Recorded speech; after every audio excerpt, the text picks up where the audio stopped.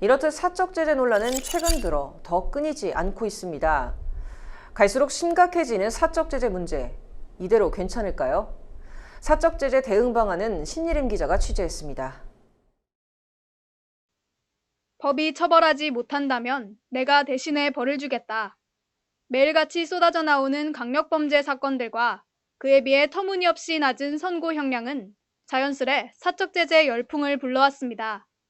소위 악인들에게 벌을 주고 그들의 신상을 공개한다는 게 어딘지 모르게 통쾌함을 주기도 하지만 그렇다고 이 같은 행위가 정당성을 갖지는 않습니다. 물리적인 사적 응징뿐 아니라 신상 공개도 경우에 따라 사실적시 명예훼손과 개인정보보호법 위반 등에 해당할 수 있습니다. 형법상 명예훼손죄가 될 수가 있고 정보통신망을 통해서 사실 적시 혹은 허위 사실 적시를 하는 경우에 정보통신망법상 명예훼손죄 혹은 이제 개인정보법 위반이 해당할 수 있겠습니다. 사실 적시 명예훼손죄는 이제 공공의 이익에 부합하는 경우에는 처벌하지 못할 수가 있는데 이제 이런 유튜버분들이 개인 신상 공개를 하는 경우에는 공익 목적에 부합한다 이렇게 주장을 하는데 이 부분이 법원에서 많이 다투어지고 있습니다.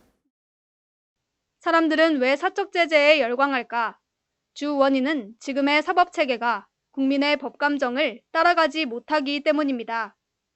전문가는 형법의 형량 자체를 높이는 것이 문제 해결을 위한 하나의 대책이 될 수 있다고 조언했습니다. 국민의 법감정에 맞춰 양형 기준과 처벌 조항 등을 개선해 사적 제재를 예방해야 한다는 것입니다.